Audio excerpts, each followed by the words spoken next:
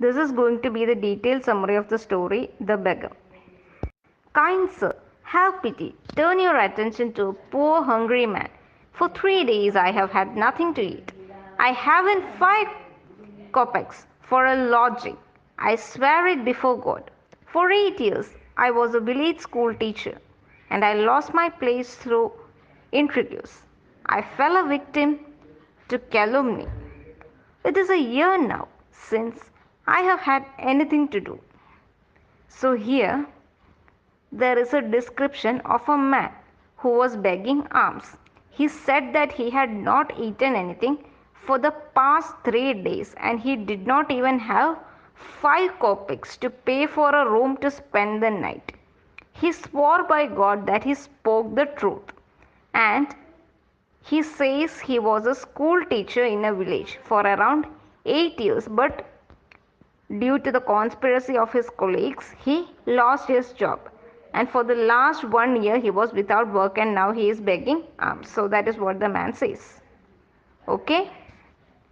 Now, the advocate Sergi looked at the ragged fawn colored overcoat of the suppliant, at his dull drunken eyes, at the red spot on either cheek, and it seemed to him as if he had seen this man somewhere before. So there is an advocate named Sergi. Now this man begs alms to the Sergi, and he looks at him and he says that he is wearing a light brown colored coat. He looks at the coat of the beggar. He had very dull eyes, dull drunken eyes, and there were red spots on both his cheeks. And Sergi felt that he had seen this man somewhere before. That is what the Sergi feels. Now, I have now had an offer of a position in the province of Kaluga. The mendicant went on. But I haven't the money to get there. Help me kindly. I am ashamed to ask, but I am obliged to by my circumstances. So, mendicant means beggar. It is another word for beggar. So, he is saying that he had got an offer of a job in the state of Kaluga in Russia, but he didn't have enough money to travel to that place, and so he wanted some help. Though he is ashamed to ask or beg for alms, he is in need of help, and so his circumstances forced him to beg for alms. Sergi's eyes fell on the man's overshoes, one of which was high and the other low, and he suddenly remembered something. So, Sergi saw the man's shoes, and both of them had varying heel sizes. So, this made him remember something. Look, here it seems to me. I met you the day before yesterday in the Sadovia street, he said. But you told me that you were a student who had been expelled and not a village school teacher. Do you remember? Now, this Sergi, he says that the day before the previous day, we both had met at the Sadovia street, but at that time you told me that you were a student who was removed from the institution and not a school teacher. And now he is asking the beggar if he remembers that incident.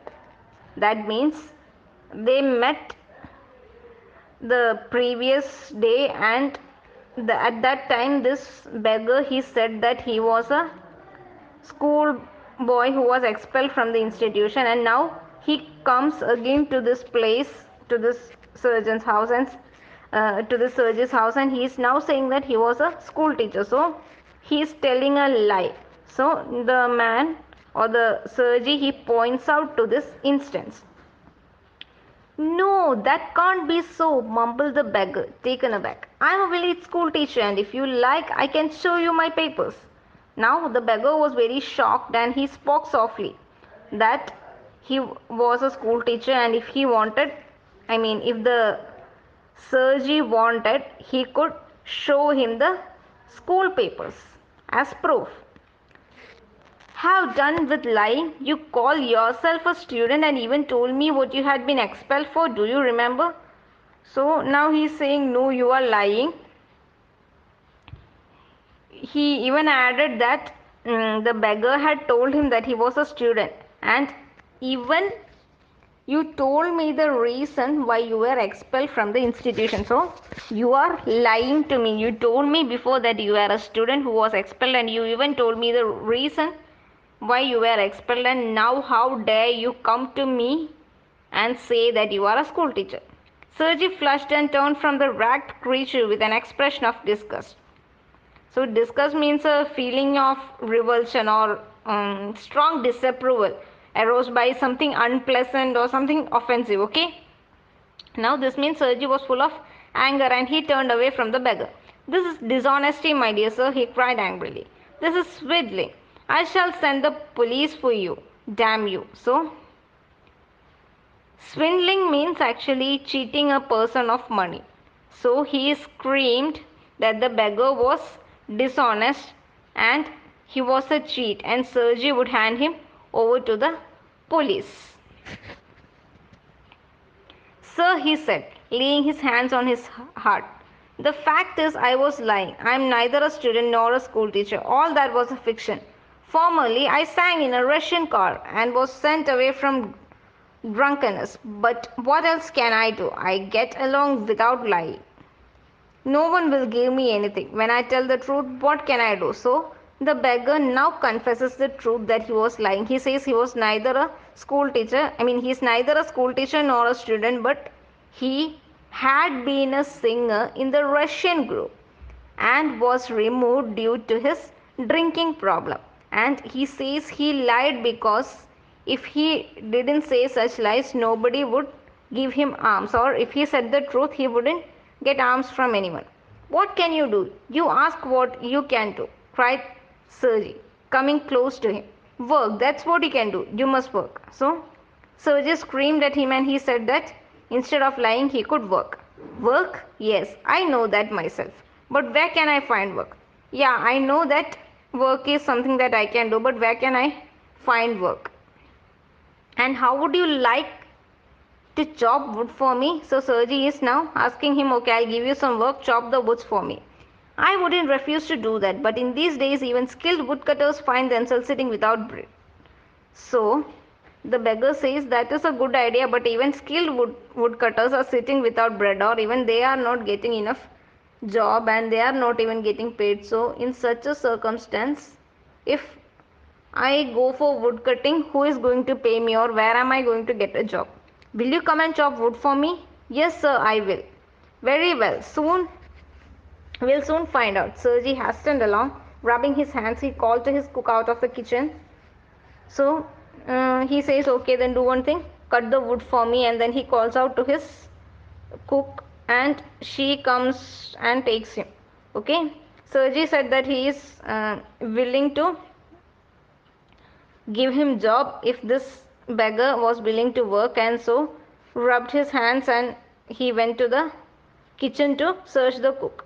Here, Olga, he said, take this gentleman into the woodshed and let him chop the wood. So he asked his cook Olga to take this man to the shed and make him chop the woods.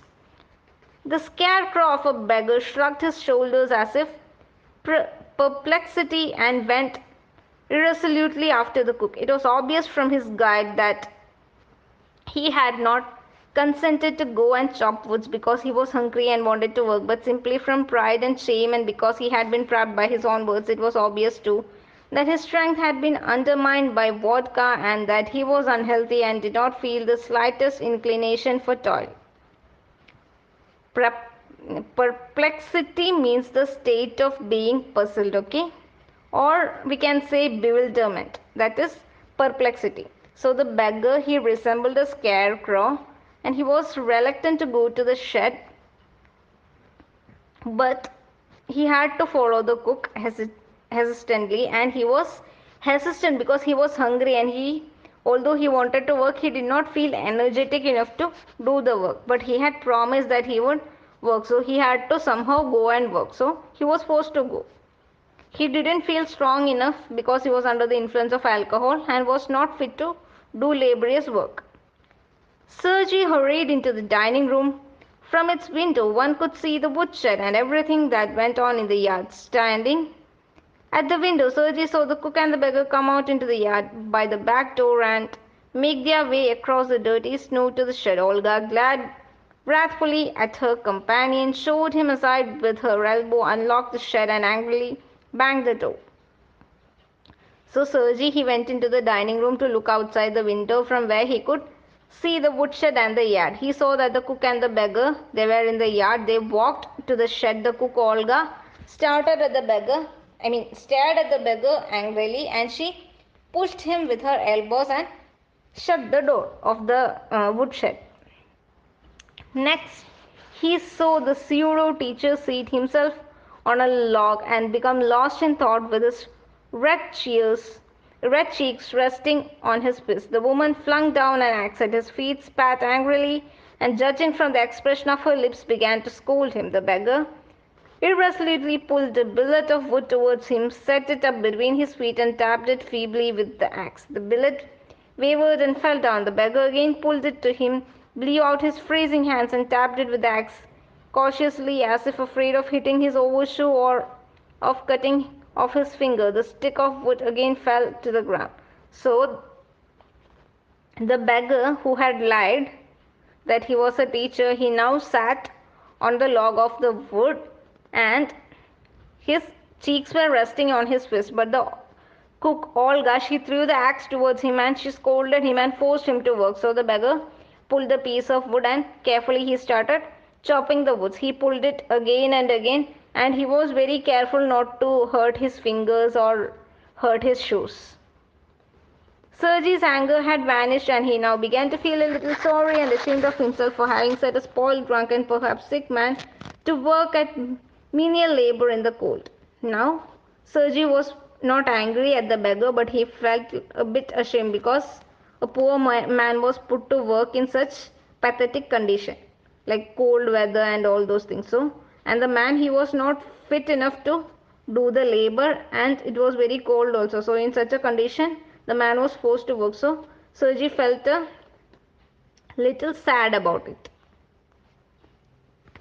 An hour later, Olga came in and announced that the wood had been chopped. Good, give him half a ruble, said Sergei. If he wanted to, he can come back and cut the wood on the first day of each month. We can always find work for him. So Sergei was glad, and he said that, okay, since he has done the work, pay him half a ruble. And he also told that let him come on first day of every month to cut the woods, and we would give him some work and he would be paid. On the first of the month, the waif made his appearance and again earned a half ruble, although he could barely stand on his legs.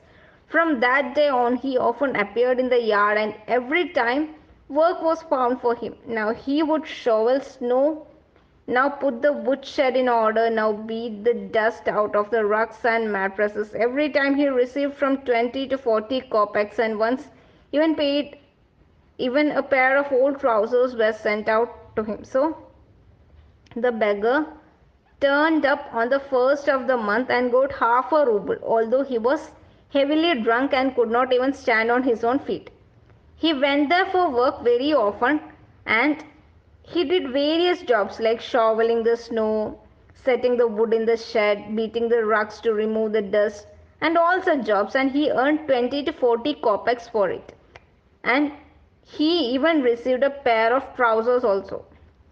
When Sergei moved into another house, he hired him to help in packing and holding of the furniture. This time, the waif was sober, gloomy, and silent. He hardly touched the furniture and walked behind the wagons, hanging his head, not even making a pretense of appearing busy. He only shivered in the cold and became embraced when the carters jeered at him for his idleness, his feebleness, and his tattered fancy overcoat. After the moving was over, Sergei sent for him. Now, Sergei was shifting to another house, and so he hired the beggar to help him in moving all the articles, furnitures and all. But the man was not under the influence of alcohol at that time, but still he was very sad and he remained very quiet. He hardly took part in moving the furniture. He simply walked behind the vans with his head hanging low, and he did not even pretend to be busy. He shivered because of the cold weather and seemed very embarrassed when other workers made fun of him because he was very idle and very weak, and they even laughed at his torn overcoat. When the work was completed, Sergey called the beggar. Well, I am happy that my words have taken effect, he said, handing him a ruble. Here's for your pains. I see you are sober and have no objection to work. What's your name? So Sergey said that he was happy to see the change in the beggar due to his scoldings, and he gave him a ruble for his labor, and then he asked him his name. And he was also happy because this man had now left drinking and he was willing to work. Lashkov.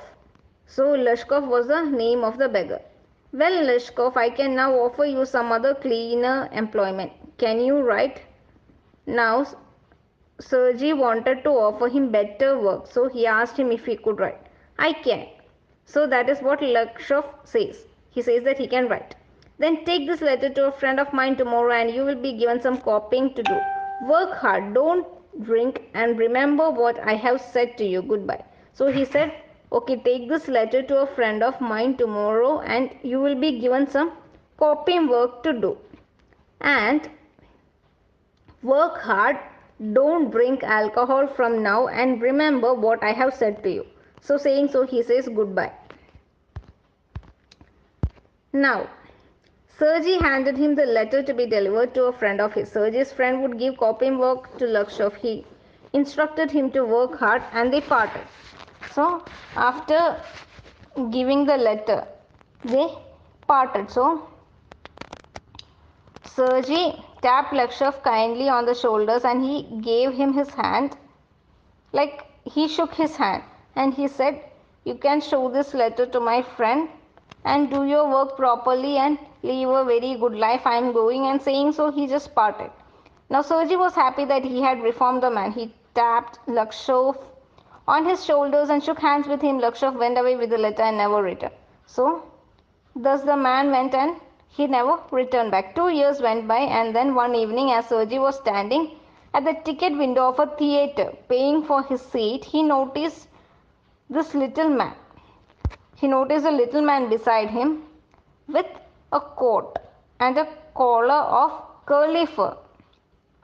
So now he remembers, or he tries to recollect this man. So this was the old beggar whom he had helped years before. Now he also came to buy a ticket and to be seated in the gallery. He paid for it in copper coins. After 2 years, so this happens after 2 years. Now Lakshov, is that you? Cried Sergey, recognizing in the little man his former wood chopper. How are you? What are you doing? How is everything with you? Now he is asking, oh my dear Lakshov, is that you? What are you doing? How are you? And all those questions he is asking. And Lakshov says, I am a notary now and am paid 35 rubles a month. So that is what he is doing now. So notary is a person authorized to perform certain legal formalities, especially like certify contracts, deeds and other documents for jurisdictions, and also he was now a notary. That is what he is saying. And Lakshov replied that he was fine and he got paid every month like 35 rubles. That was what he used to get every month. And thank heaven, that's fine. I am delighted for your sake. I am very, very glad, Lakshov. You see, you are my godson in a sense. I gave you a push along the right path, you know. Do you remember what a roasting I gave you? I nearly had you sinking into the ground at my feet that day. Thank you, old man, for not forgetting my words. So he thanked God for reforming the beggar, and he said that though I scolded you, I wanted you to become a good man, and that now I am very happy you have changed yourself. Now he was glad that Lakshov did not forget his words. Thank you too, said Lakshov. If I hadn't come to you, then I might have still been calling myself a teacher or a student this day.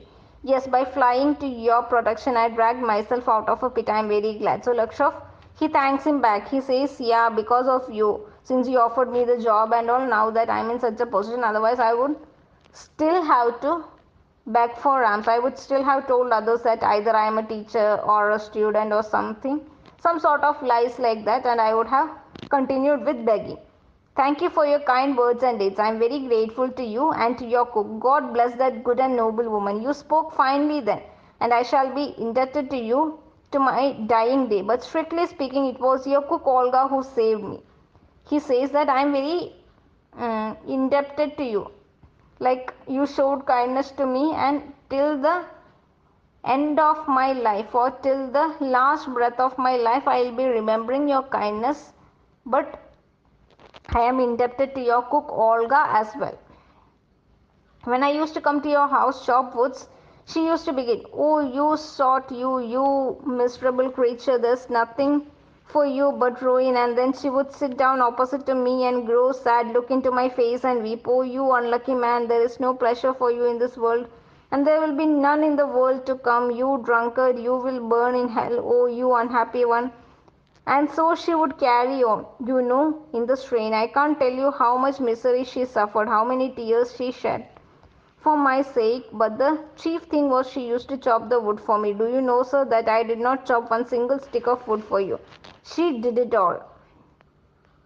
Why this saved me, why I changed, why I stopped drinking, and the sight of her I cannot explain. I only know that owing to her words and noble deeds, a change took place in my heart. She set me right, and I shall never forget it. However, it's time to go now. There goes the bell. Laksho bowed and departed to the gallery. Now, Laksho is saying that whenever he went to chop the woods, Olga would scold him, and she felt sad for him and she wept. And this man, he hadn't chopped a single wood for the Sergi, but instead it was the Sergi's cook Olga who chopped all those woods, and it was Olga's kind-heartedness or Olga's performance that transformed this man. And saying so, like when he said these words, the bell rang, and Lakshov, he bowed to the Sergi, and they left for the gallery of the theatre.